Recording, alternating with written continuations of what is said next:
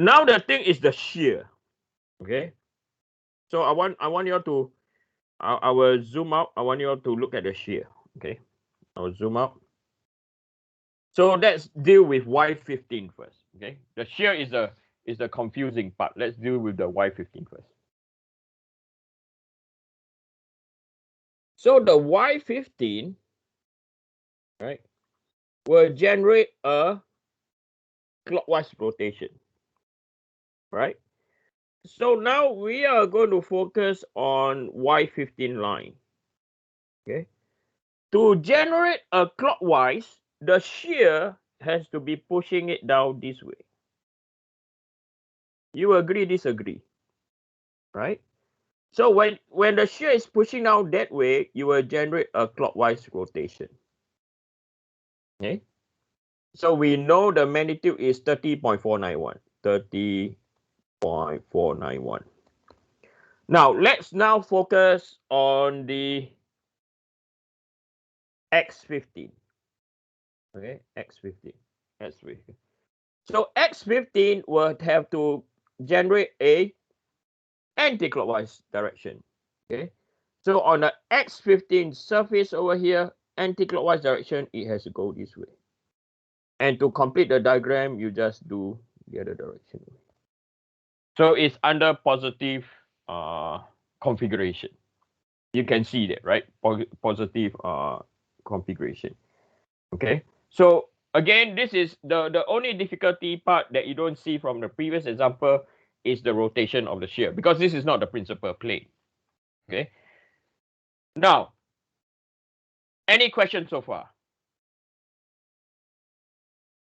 Okay, so I don't see any. Let me just repeat. Okay. You have to look at the rotation of the element to determine the shear direction on the element. Okay. Now, a lot of times students tend to ask me, Eugene, can we do it from the X? Let's say you want to do it from the X. Will your answer be the same? And the answer is yes, it will be the same. The only difference is this. If you're going to do it from the X, okay, I want you to have the confidence. You have to know this angle. And you see the angle is rotating, and this angle is equal to 90 minus 15, which is equal to what? 75 degrees. You can also now call this X75. Okay, because you're measuring from X. Okay, so how does this work?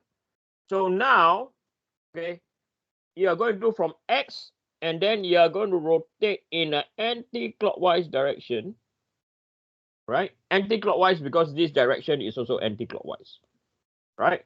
75, and this will be, you have to rotate by 75 times 2, which is equal to 150 degrees. So now I'm taking my protractor to measure.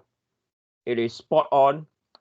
Okay, it is spot on at 150 degrees. Okay, later on when you print this out, you can go and measure. Okay, so your answer will be the what? Exactly the same.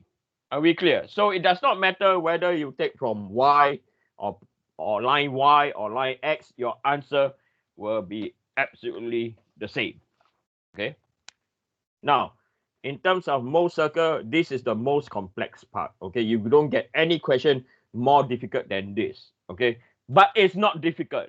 Okay, you can visualize, you can draw. Okay, so you can go from element to Mohr circle going back to what? Element again without any problem. That is the critical part on understanding Mohr circle. Okay. So now this is 2D Mohr circle. This is good, beautiful. The next thing we're going to do is the real world. It's 3D Mohr circle. Okay. Let's do 3D. Now, 3D Mohr circle is still a circle. Don't worry. Okay. Does not mean 3D Mohr circle you get an oval. No, no, no, no. 3D Mohr circle is still a what? A circle. Thank God for that. Okay. Oval, yeah, good. Not oval, a sphere. Okay. Okay. Let's go into 3D Mohr circle. The principle is still the same. Okay.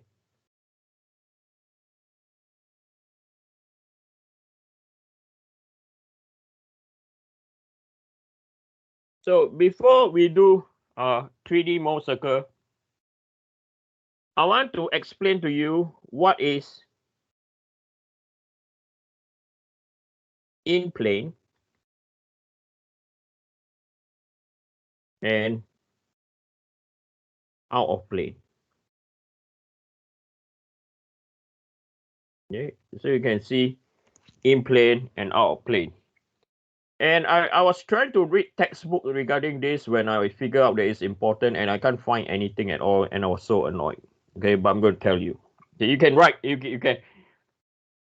can read any textbook. Okay, it will not show you this. Okay. And why I have to know this, because I was curious. Okay.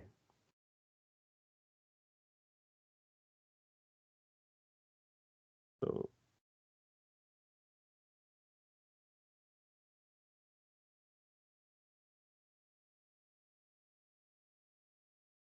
okay. So this is 3D element.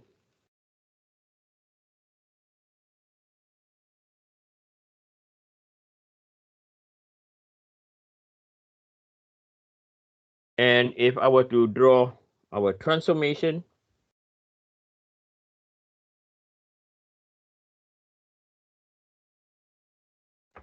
this is X, Y, and Z. Okay. So this plane over here is known as our XY plane, and it's known as our in plane. Okay. The surface over here, or the plane over here, that is our YZ plane. And this is known as out of plane.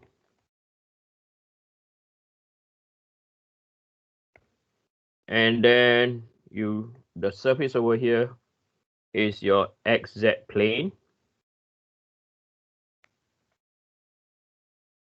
And this is also your out of plane.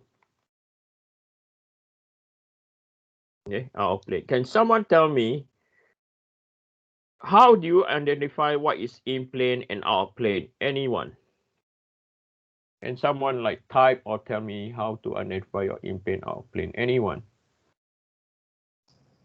So inside and outside of the screen would be out of plane, and no, nothing like that. Okay. Anyone else? It's really simple. The surface area that is biggest is the area of interest, and that's your in plane. Okay, so the plane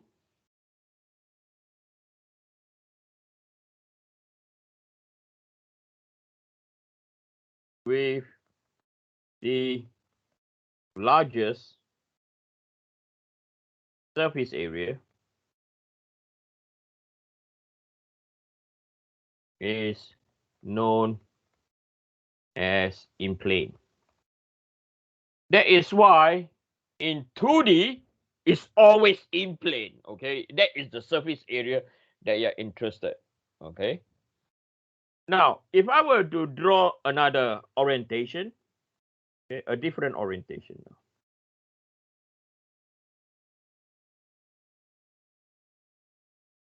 Okay, so this is a different orientation.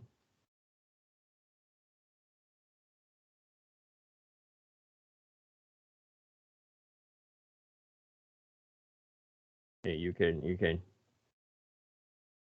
Okay, so I just need to connect another line.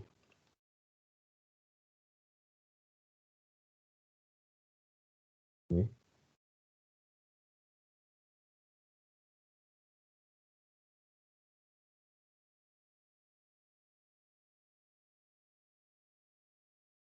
So still the same, right? Over here, this is your that is your YZ plane, and this is your out of plane. Now over here, this is your XY plane. Now because of the surface area is smaller now, is your out of what? Out of plane. And over here, Now this is your XZ plane. Because of the surface area is bigger, is known as your what? In plane. Okay. Now the scary thing is this. Okay. Why we have to do 3D Mohr circle? Okay. Why we have to do the scary thing is this. Okay. Note, not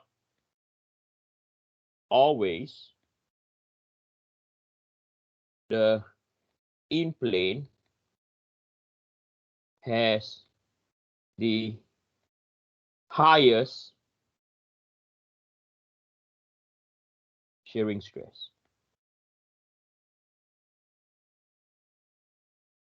That is the scary bit. Not always the in plane has the highest shearing stress. When we were dealing with 2D, right, we always look at the in plane, right? But this statement over here states, okay, it is not necessary the plane, the in plane has the highest shearing stress. It can be the out of plane. That is why we have to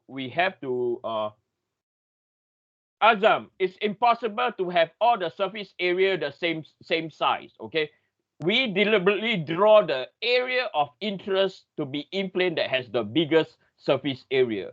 Okay, or if not, I will start drawing a cube. Then bloody hell, everyone gets confused. Okay, right. So this is key. A lot of engineers. Okay, I was an expert. I was an expert witness in a few cases. The mistake was made here, okay, where the engineer doing their calculation assume, okay, made a very crude assumption that the in plane has maximum stress, but the failure is not in the in plane, it's out of plane. Someone get injured in one case, it cost someone his life, okay, and that's wrong. That's why I think so wholeheartedly to teach this topic. Okay, it's important. Okay, and I don't want engineers like yourself from McMaster making that same mistake. I will not want that to happen.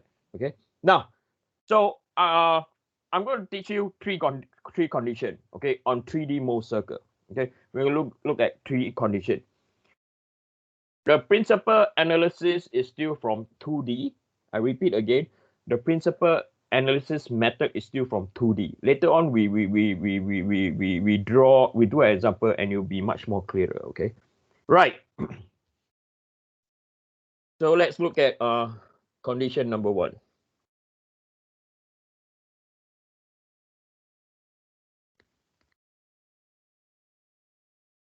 Okay, let's look at condition number 1. So I'm going to change the view. Okay, so again, this is our element. Okay, now again, it's 3D.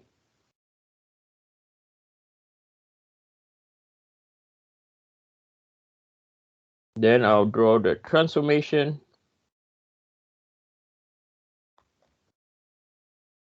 X, Y, and Z.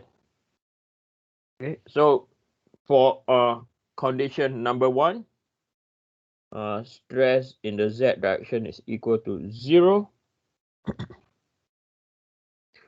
Stress X is going to be greater than stress Y, and both are tensile.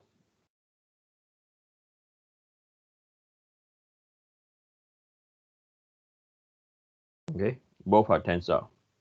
So you can see over here, this is your XY plane because of the bigger surface area in plane. This is your YZ plane. And this is out of plane. And the last one, this is your XZ plane.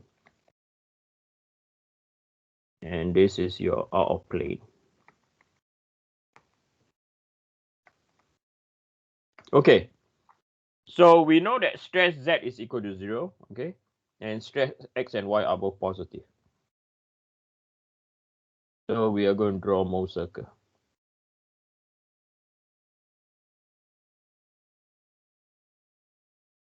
So this is